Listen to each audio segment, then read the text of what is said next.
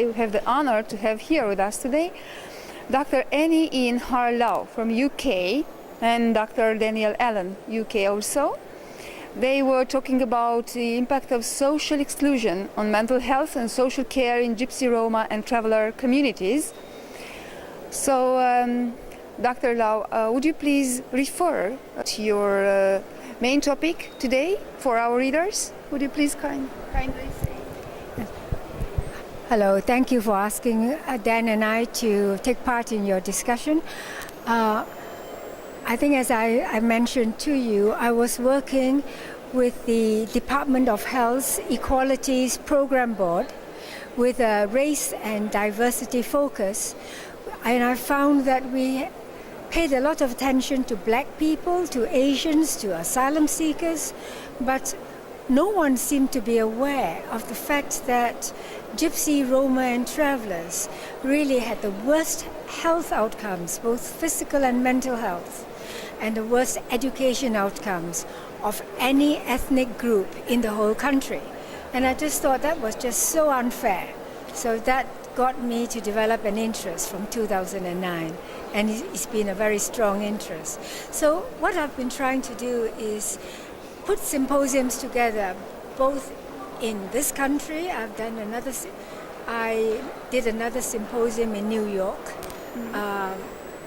in May last year, and also in London with Department of Health support in March last year, basically raising public awareness.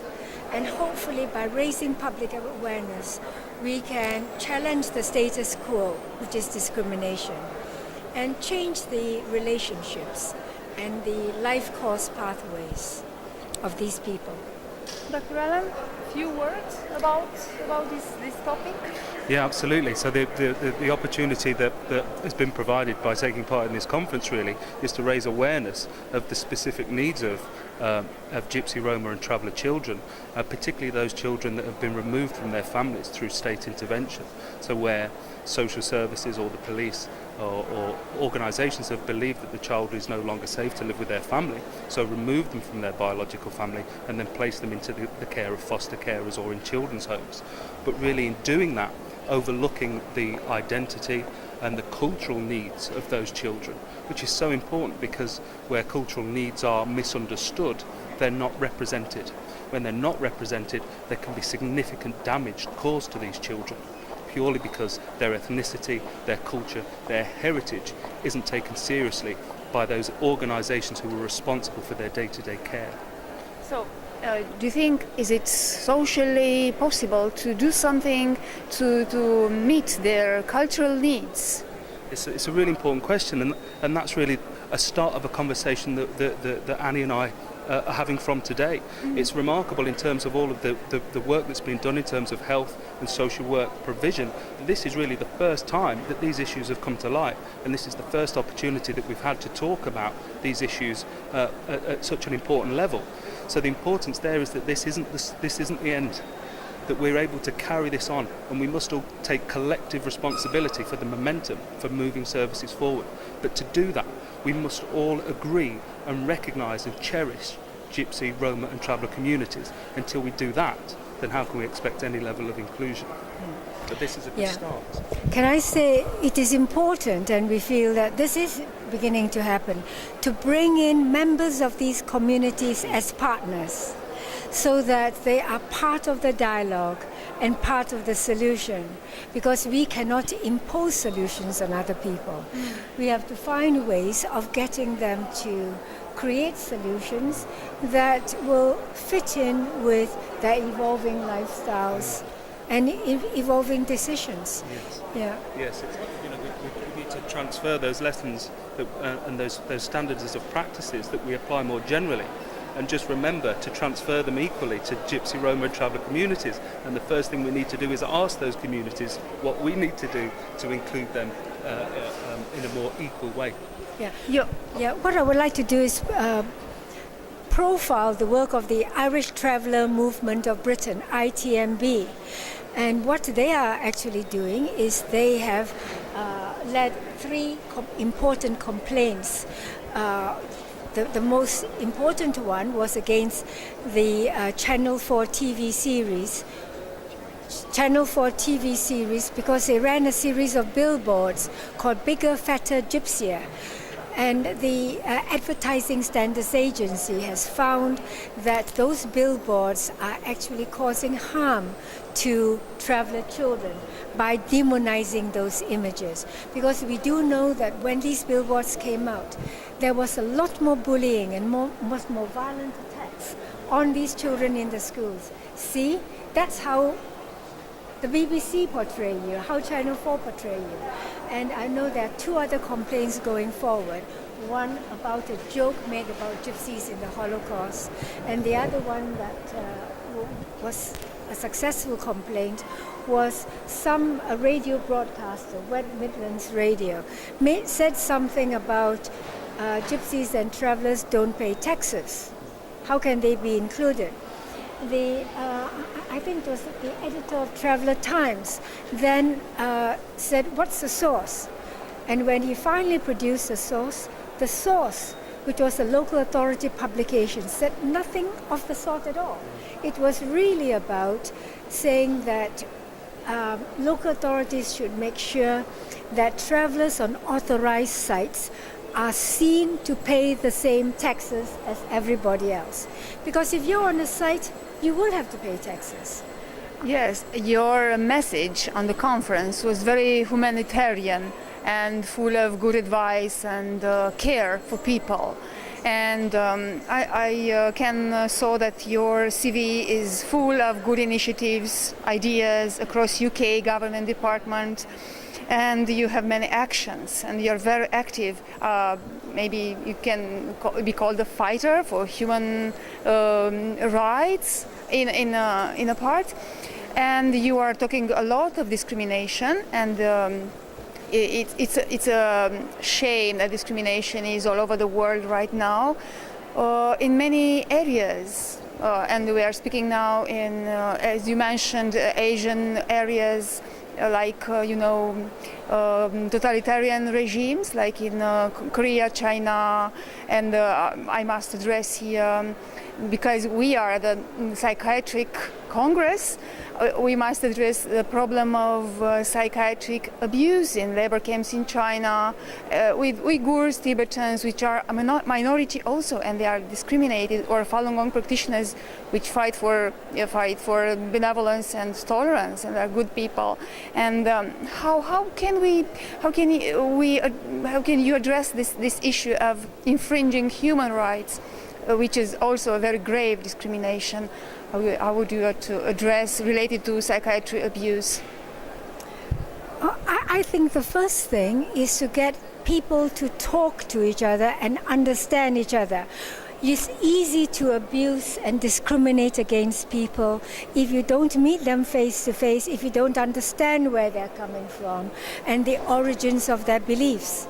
For example, I have very senior psychiatric colleagues who are surprised that I'm taking on the cause of gypsies and travelers.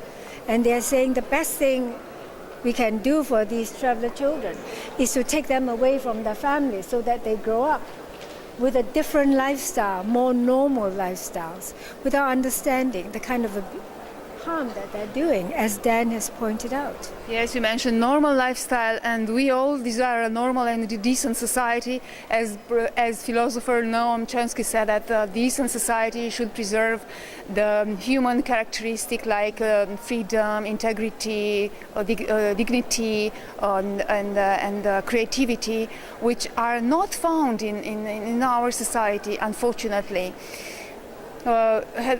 What would you like to add here? What should we, like normal, leaders, or you like normal,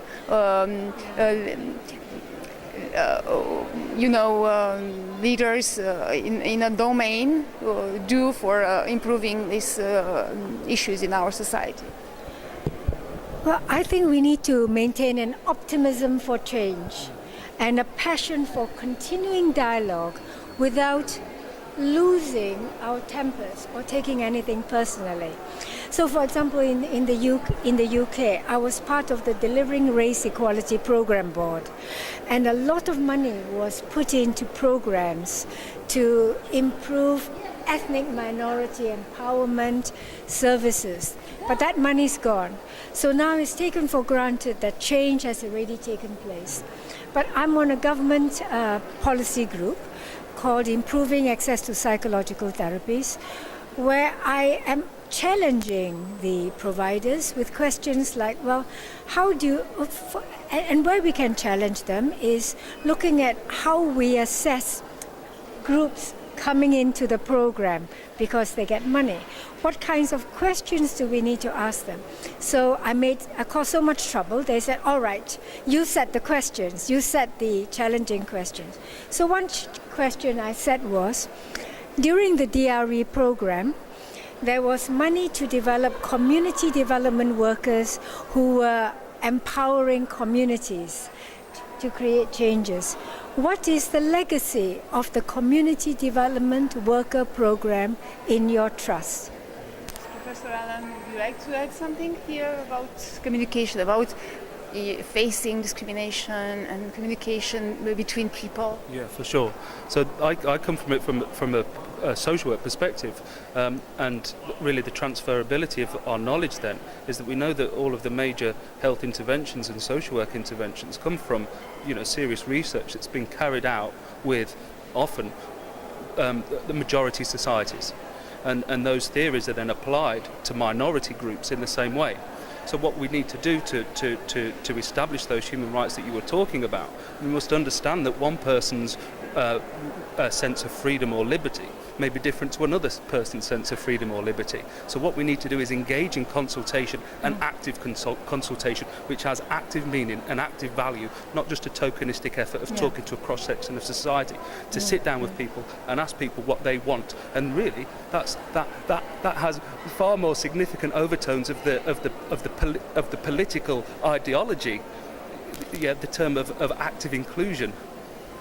So speaking to people about what they want, but then providing services that are based for people and more on provision for service and less on cost, less on economy, and allow people to live the life that they value, because that is surely true empowerment. Yes.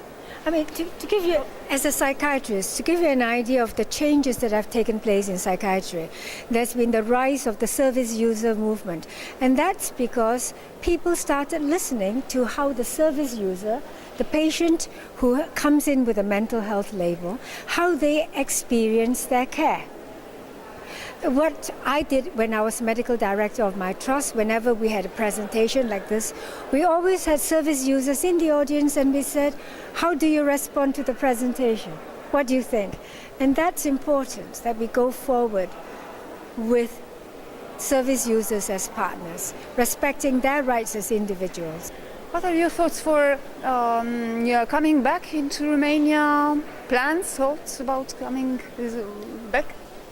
Well, personally, I've taken a lot of pictures, and I'm going to persuade my husband to come back for a week's holiday so we can go to the Transylvanian mountains, which I haven't had the chance to do this holiday this time. Yes, absolutely. It's a fabulous country, and it's a pleasure to be here.